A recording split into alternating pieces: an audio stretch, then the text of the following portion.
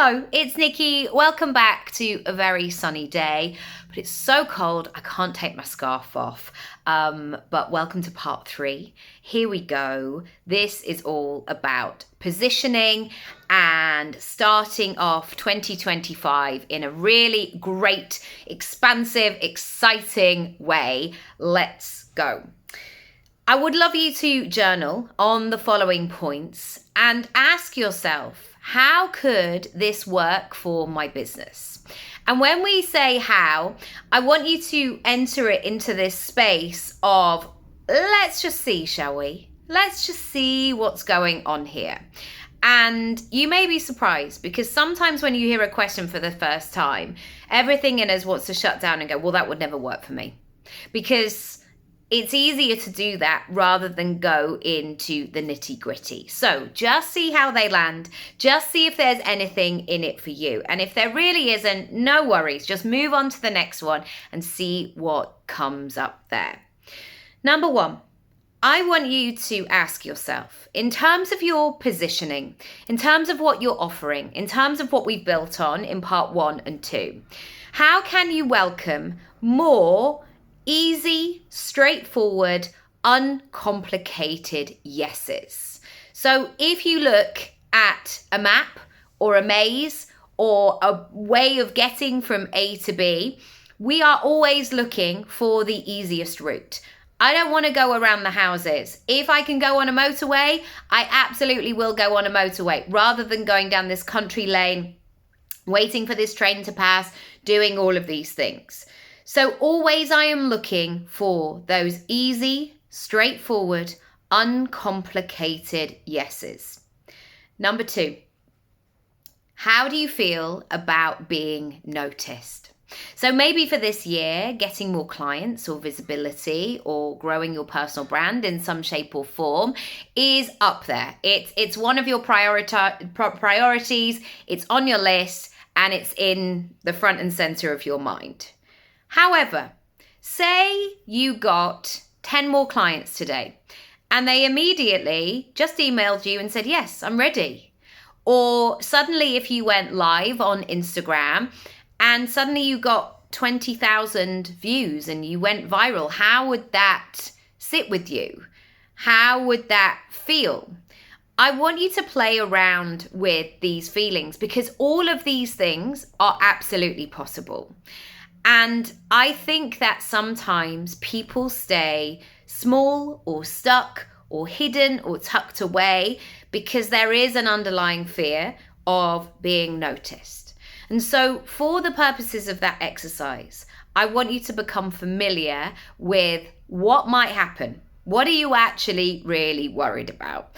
And I remember doing this exercise and I couldn't quite get it. I couldn't get the answer immediately. And so I kept prodding it. I kept asking again and again and again and peeling back the layers.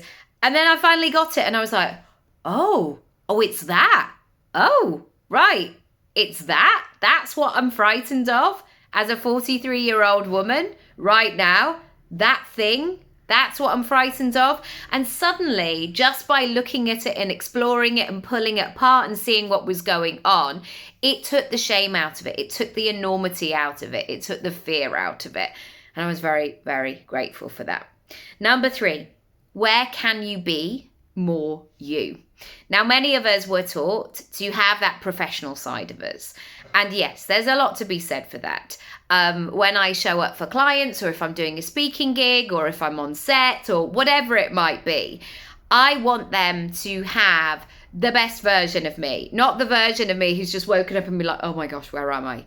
Or the hungover version of me, or the really tired and gnarly and like one of those days where nothing is going right. And so I'm really thinking about how can I bring that side of me to the table? Also, there is a fine line these days with professionalism. Professionalism nowadays does not mean you being closed, you being buttoned up, you being stern or mysterious. Actually, it's looking at how you can be open, how you can bring that side of you. And I remember when I first started doing some speaking gigs, I somehow assumed that I'd have to be very corporate. and used language that I didn't feel connected with in the slightest. And as soon as I took a step back and went, no, actually, this is about how I want to speak, what I can bring to the table, that's when things really began to fly. So I want you to ask yourself, how can you be more you? And I want you to look at all those touch points across your business, whether that's how you write an email, whether it's looking at your about page, all of these aspects, and really go into detail there. Number 4. I want you to look at how people can feel safe with you. I was talking to somebody the other day who has recently qualified as an acupuncturist, and we were talking about her business. And I was saying that for most people, taking care of their health, spending money on their health is a relatively new thing.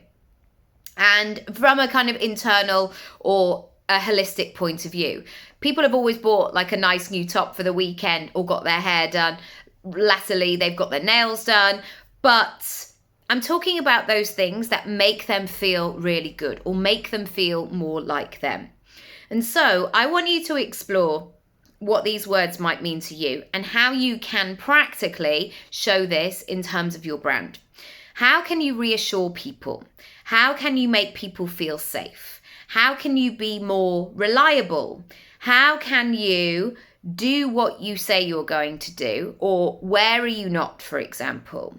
And how can you support the distractions that perhaps your ideal client might have? So maybe they're thinking about booking and they get right to the end and then suddenly something pops up or something happens.